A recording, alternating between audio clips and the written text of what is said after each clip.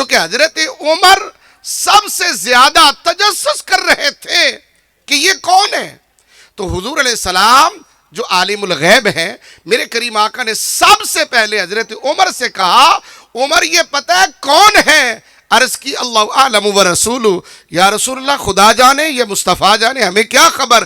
میرے کریم آقا نے فرمایا اے عمر یہ آنے والا جبریل امین تھا.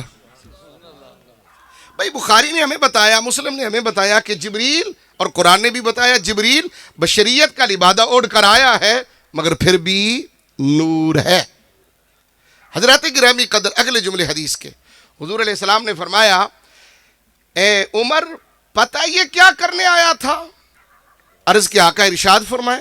حضور علیہ السلام نے فرمایا اے عمر یہ بتانے آیا تھا تمہیں تمہارا دین، تمہیں تمہارا دین سکھانے آیا تھا.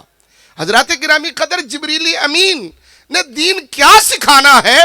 دین سکھانے کے لیے تو رب نے محمد عربی کو بھیجا ہے. بھائی نماز ہمیں نبی نے سکھائی، والدین کا ادب ہمیں حضور علیہ السلام نے سمجھایا، الغرض سارا دین تو حضور نے ہمیں بتایا ہے. جبریل امین نے کون سا دین ہمیں دیا جس دین پر حضرات گرامی قدر میرے کریم آقا فرما رہے ہیں کہ اے جبریل اے عمر یہ جبریل تمہیں تمہارا دین سکھانے آئے تھے. نوجوانوں دل کی تختی پہ لکھ لو، محدثین نے کہا وہ دین جو جبریل امین صحابہ کو سکھانے آئے تھے وہ گھٹنے سے گھٹنا ٹیک کر زانو تلمس طے کر کے آقا کے سامنے نظریں جھکا کر جو مصطفیٰ کا ادب کر کے لوگوں کو بتا رہے ہیں لوگوں اصل دین تو محمد کی بارگاہ کا ادب ہے. اصل دین آقا کی بارگاہ کا ادب ہے جو جبریل امین نے صحابہ کے سامنے کر کے دکھا دیا. حضرات گرامی قدر امام الانبیاء صلی اللہ علیہ وسلم کے دیوانوں،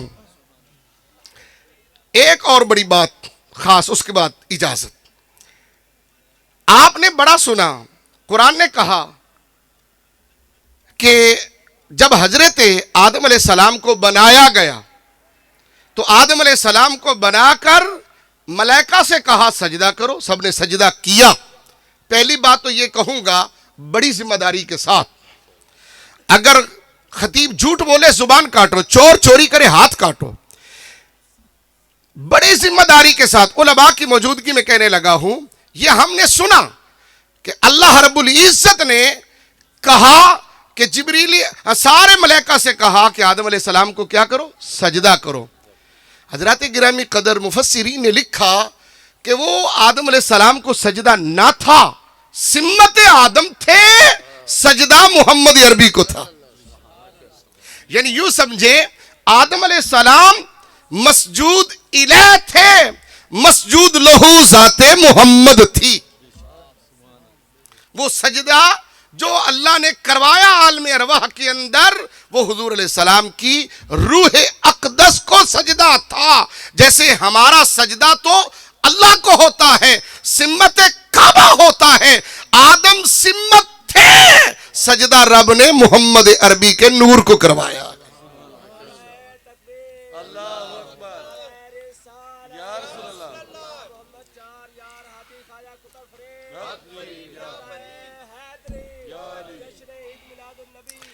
حضرات گرامی قدر آدم علیہ السلام کو جب سجدہ فرشتوں نے کیا، اور یہ جملہ بڑا خاص ہے، آدم علیہ السلام کو جب سجدہ ملائکہ نے کیا اور شیطان اکڑ گیا، میں بھی کہتا ہوں، میں نوجوانوں سے بڑا اہم ایک سوال کرتا ہوں، جواب یہی ملے گا کہ اللہ رب العزت نے اس کے گلے میں لعنت کا توق ڈال دیا چونکہ اس نے اللہ کی نافرمانی کی.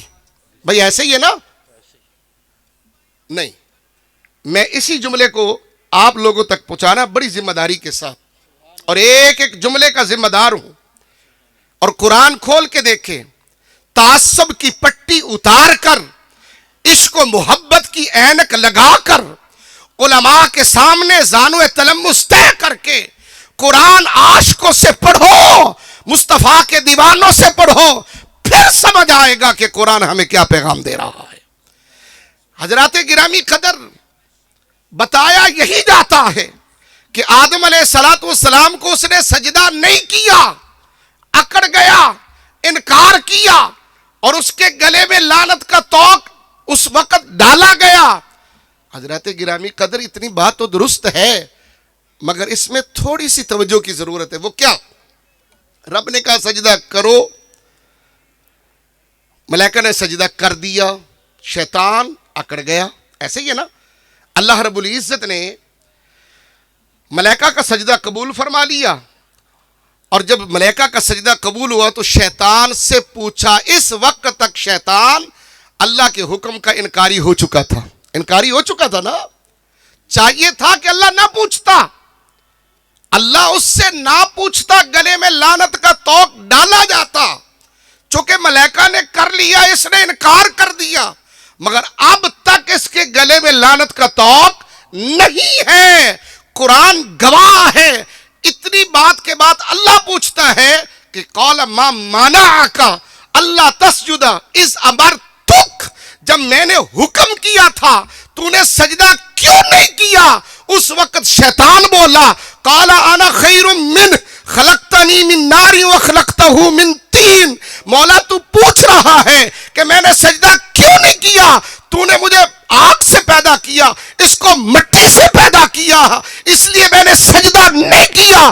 اللہ کے حکم کا انکاری پہلے ہو چکا تھا، لعنت کا طوق نہیں ڈالا گیا۔ جب اس نے کہا میں اس سے بہتر ہوں، نبی کا بے ادب ہوا، خدا نے کہا قال فاخرج منہا فانک رجیم، نکل جا لعنتی، میری بارگاہ سے تو مردود ہے۔ نوجوانوں کیا سمجھے؟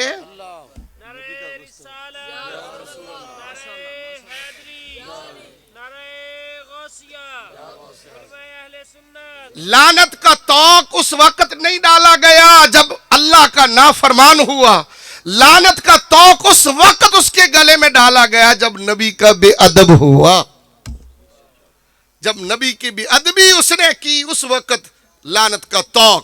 حضرات گرامی قدر، ایمان نام ہے عقیدہ درست ہونے کا۔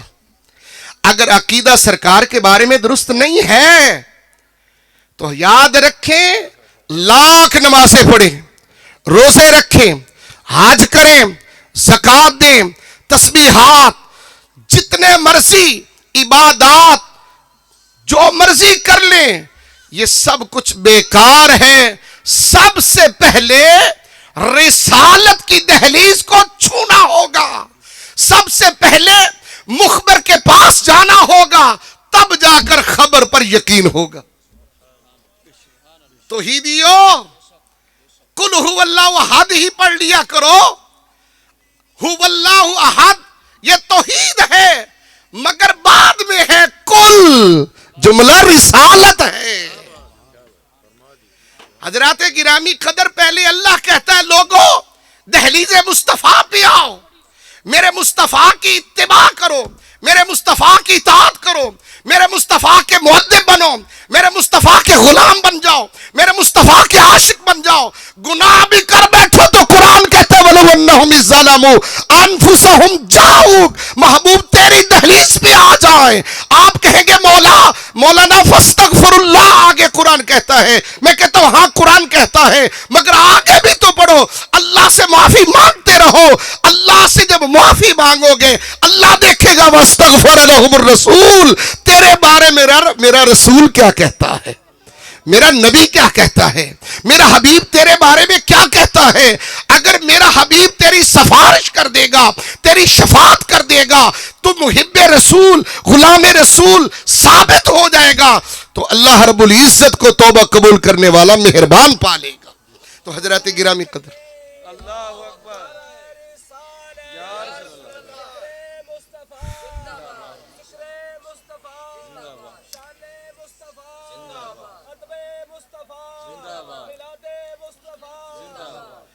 چلے ایک شعر اور اس کے بعد اجازت، اب سب مل کے میرے ساتھ پڑھ لیں، کیونکہ ہمارا یہ عقیدہ ہے کہ حضور کرم فرمائیں، حضور نظر کرم